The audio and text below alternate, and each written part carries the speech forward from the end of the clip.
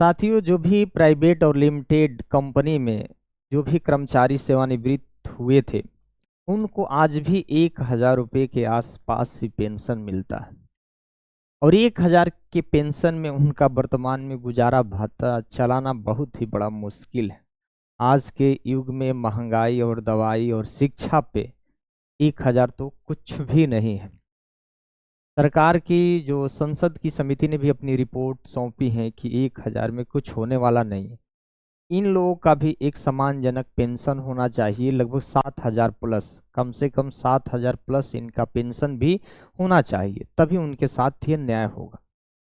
आज भी आप सब कमेंट करके जरूर बता सकते हैं कि किन किन कर्मचारियों का यानी किसका 1,000 आज भी पेंशन मिलता है। आज के युग में आज तक इसमें 10 रुपया की भी बढ़ोतरी नहीं हो पाई है। 1,000 का ज्यों का त्यों आपका आज भी मिलता है, कि कहीं से न्याय नहीं दिख रहा है। आपका भी सम्मानजनक पेंशन होना चाहिए साथियों। 1,000 रुपये गुजारा कैसे करेगा कोई, बताइए। आज के युग में कोई भी प्राइवेट लिमिटेड कंपनी के कर्मचारी जो सेवानिवृत्त हुए हैं, 1,000 रुपये में उनका गुजारा कैसे हो सकता है। एक हफ्ते की दवा भी नहीं खरीद सकते हैं अगर उनकी तबीयत खराब हो जाए तो। किसी अपने बच्चों को 1 महीने की पढ़ाई का फीस भी वहन नहीं कर सकते हैं। पेंशन बढ़ने का दबाव, भाई बहुत सारे ऐसे कर्मचारी 1,000 में जीवन यापन जो कर रहे हैं, ये कहीं ना कहीं बहुत ही उनके साथ अन्याय होगा। कब बढ़ेगी पेंशन? बुजुर्गों के साथ अन्याय, बुजुर्गों के साथ जो भी बुजुर्ग हो चुके हैं, जो पेंशन पे डिपेंडेंट हैं, उनके लिए तो कठिन काम हो गया है आज के समय में। पेंशन पर संसद की रिपोर्ट सौंपी गई है, थोड़ा जरूर इसको वीडियो को देखना चाहिए। अगर पहली बार इस चैनल पर विजिट कर रहे होंगे तो जरूर आप इस चैनल को सब्सक्राइब कर दीजिएगा, लाइक कर दीजिएगा। ध्यान रखिएगा, यहाँ पे जो एक न्यूज़पेपर में साथियों जो खबर निकल कर आई है, आज हम उसी की बात करेंगे आपसे। लिखा है 1,000 रुपये में गुजारा करना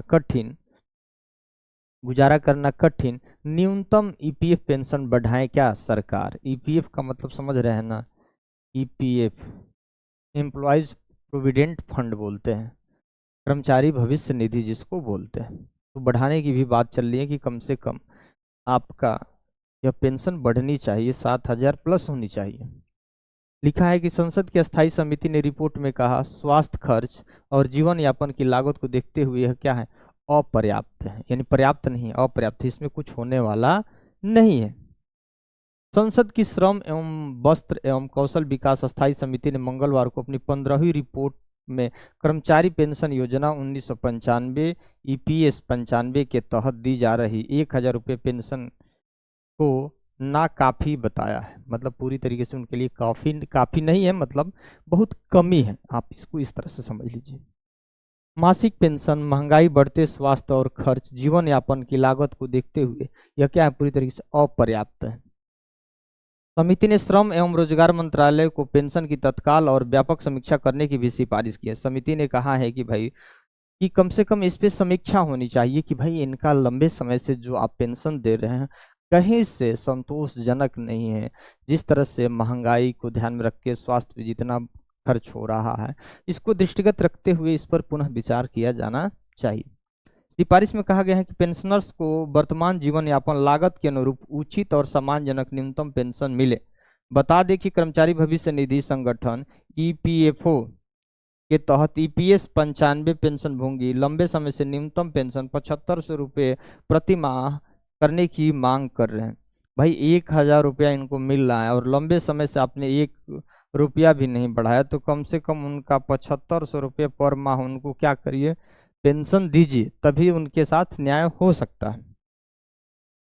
इसी मांग को लेकर 9 मार्च से जंतर मंतर पर 3 दिवसीय धरना भी दिया गया। 9 मार्च से 3 दिन धरना भी दिया गया। समिति ने नोट किया कि मंत्रालय को पेंशनर्स की ओर से न्यूनतम पेंशन में वृद्धि के लिए अनेक अभ्यावेदन भी मिले हैं। तो बहुत सारे इस पे विचार चल रहा है कि इस पे विचार किया जाए। विचार में भी थोड़ा बहुत वक्त लग सकता है, समय लग सकता है, लेकिन हो सकता है कि 5-6 महीने में इस पर कुछ अच्छा खासा रिजल्ट आएगा। साथियों, पहली बार इस चैनल पर विजिट कर रहे होंगे तो जरूर आप इस चैनल को सब्सक्राइब कर दीजिएगा, लाइक कर दीजिएगा। धन्यवाद।